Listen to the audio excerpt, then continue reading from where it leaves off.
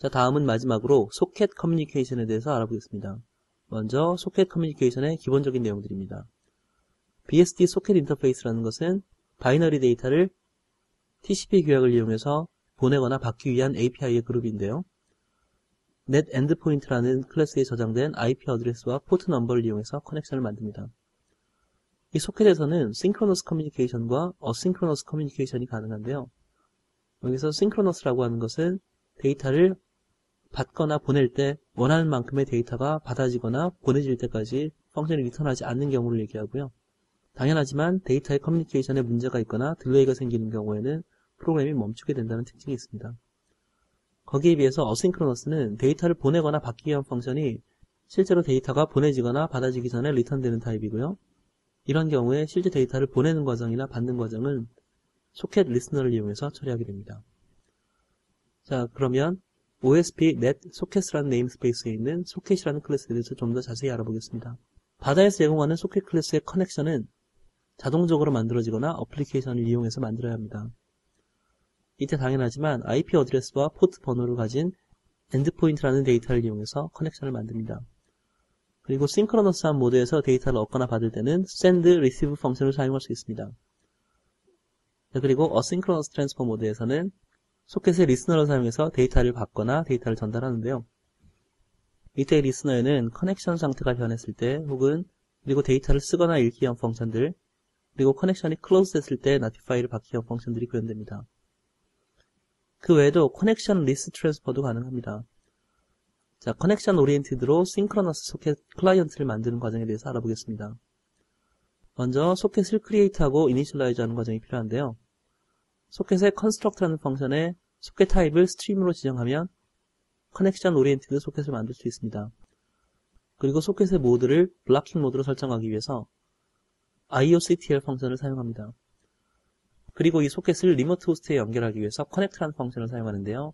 이때 IP 어드레스와 포트 번호를 가진 endpoint라는 자료 구조를 사용합니다. 그리고 데이터를 주고받기 위해서는 send와 receive 명령을 사용합니다. 자, 그리고 마지막으로 커뮤니케이션이 끝난 후에는 소켓을 close합니다. 실제 코드를 보면서 좀 더 자세히 알아보겠습니다. 먼저 소켓을 만드는 과정이고요. IP 버전 4와 스트림 타입, TCP 프로토콜을 이용해서 소켓을 컨스트럭트 했습니다.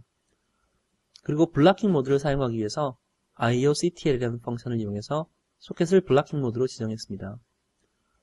그리고 IP 어드레스와 포트 번호를 이용해서 net endpoint라는 클래스를 만들었고요. 이 endpoint 인포메이션을 이용해서 소켓을 리모트 호스트와 연결하였습니다. 자, 실제로 데이터를 보내는 과정인데요. 데이터를 주고받기 위해서 필요한 각종 변수들이 선언되어 있는 부분을 볼 수 있고요. 다음으로는 while문 속에 들어갔습니다. 자, 여기서 while문은 보내고 싶은 만큼의 데이터를 한꺼번에 전부 다 보낼 수 없는 경우가 생기기 때문에 실제로 보내진 데이터 양을 체크해서 원하는 데이터 양만큼을 다 보낼 때까지 반복적으로 수행하기 위해서 만들어 놓았습니다. 자, 그리고 소켓에 send라는 펑션을 이용해서 array 포인터를 넘겨주었고요. 이때 array에서 이전에 보내지지 않은 데이터 부분만 보내기 위해서 offset을 주었고요. 역시 남은 길이를 표시하기 위해서 전체 길이에서 이전에 보내진 길이 m만큼을 빼서 보냈습니다. 그리고 마지막 파라미터에서는 이 펑션을 통해서 몇 바이트가 보내졌는지를 얻을 수 있기 때문에 아직까지 보내진 길이에 이 양을 더함으로써 현재까지 보내진 길이를 알 수 있습니다. 자, 데이터를 리시브하는 경우에도 똑같은 방법이 적용이 되는데요. 역시 원하는 길이까지 다 받을 때까지 반복적으로 receive라는 펑션을 통해서 원하는 위치에 원하는 길이만큼의 데이터를 얻어올 수 있습니다. 코드의 마지막 부분에서는 소켓을 close하고 소켓을 delete하는 과정을 볼 수 있습니다. 자, 이와 같은 블로킹 모드를 사용하는 synchronous transfer에서는 당연하지만 프로그램하기가 비교적 간단하고 비교적 이해하기 쉬운 프로그램을 할 수 있다는 특징이 있지만요. 거기에 비해서 데이터를 받거나 보내는 동안 프로그램이 멈춘다는 특징이 있습니다. 경우에 따라서는 트랜스미션 자체가 느려서 프로그램이 멈춘 것처럼 보이는 경우도 있고요. 특정 리모트 호스트가 반응을 하지 않을 경우에는 프로그램이 멈추는 문제점이 있습니다. 자, 이런 문제를 해결하기 위해서 실제 상용 어플리케이션에서는 non-blocking 모드가 사용이 되는데요. non-blocking 모드에서 send 펑션과 receive 펑션은 실제로 펑션을 호출하자마자 리턴됩니다. 그리고 실제 트랜스미션에 관련된 일들은 리스너에서 진행되게 됩니다. 자, 이런 non-blocking 모드를 이용해서 소켓 커뮤니케이션 하는 방법에 대해서 좀 더 자세히 알아보겠습니다. 먼저 소켓을 크리에이트하고 컨스트럭트 하는 과정은 기존의 블러킹 모드에서와 같습니다. 하지만 여기서는 소켓의 블러킹 모드를 세팅하기 위한 부분이 빠져있는 것을 볼 수 있고요. 아까와는 다르게 리스너 오브젝트를 만들어서 붙였습니다. 자, 그리고 어떤 경우에 리스너 오브젝트를 사용해서 어싱크로너스하게 작업을 수행할 것인지를 지정해주는 과정입니다. 여기서는 커넥션 되는 경우, write 하는 경우, read 하는 경우, close 하는 경우 각각에 대해서 리스너 오브젝트를 사용해서 어싱크로너스하게 작동하도록 지정했습니다. 자, 그리고 블로킹 모드에서와 마찬가지로 IP 어드레스와 포트 번호를 이용해서 엔드포인트 인포메이션을 만들고 커넥션했습니다. 자, 여기까지가 실제로 커넥션을 만들기 위한 과정이고요. 그 외에 실제 데이터 커뮤니케이션은 리스너 오브젝트에서 일어나게 됩니다. 자, 다음은 리스너 오브젝트를 선언한 과정인데요. 먼저 iSocketEventListener라는 클래스를 inherit해서 클래스를 만들었습니다. 이 클래스 내부에는 전체 보내야 할 데이터 양과 현재 보내는 것을 완료한 양, 그리고 받을 데이터 양과 현재 받는 것을 완료한 양을 저장하기 위한 변수들이 선언되어 있고요. 실제로 보낼 데이터와 받을 데이터를 캐릭터 어레이 형태로 선언해 보았습니다. 그리고 현재 클래스가 어떤 상태에 있는지를 지정하기 위해서 스테이터스라는 변수를 만들었는데요.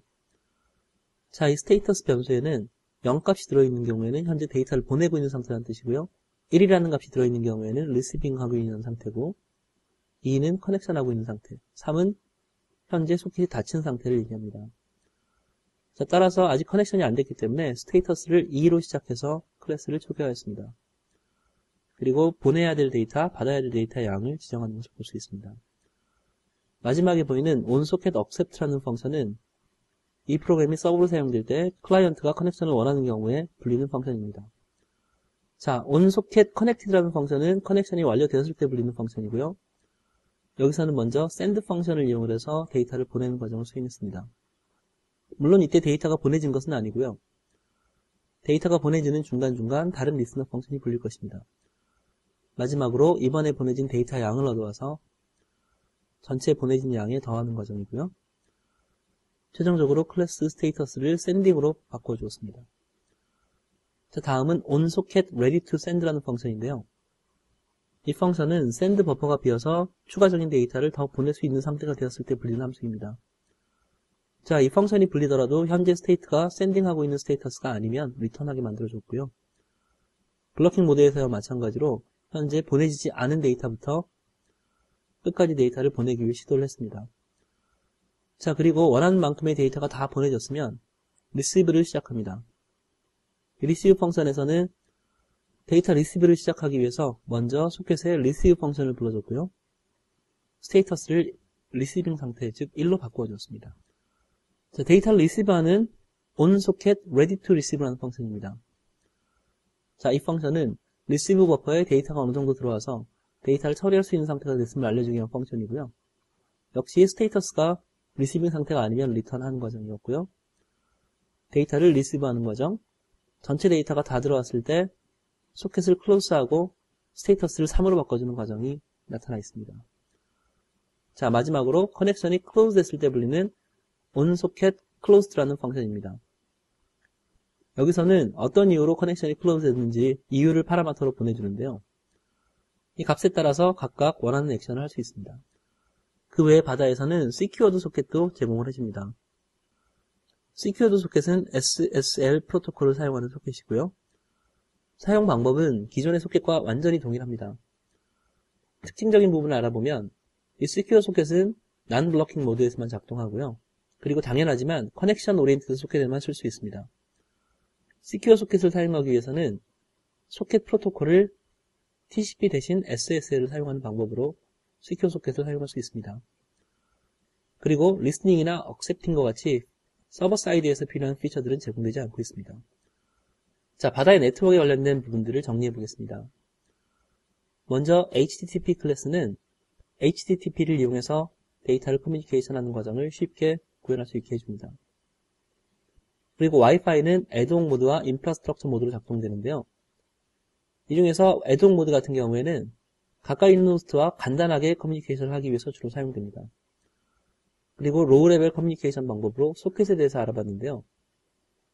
바다에서 소켓은 블로킹 모드와 난 블로킹 모드를 둘 다 지원하고 있고요. 커넥션 리스트 소켓이나 시큐어드 소켓 같은 것도 지원되고 있습니다. 이외에 커넥션 자체를 커스텀으로 만드는 방식이 지원되고 있기 때문에 필요한 경우에는 레퍼런스 매뉴얼을 참조하십시오.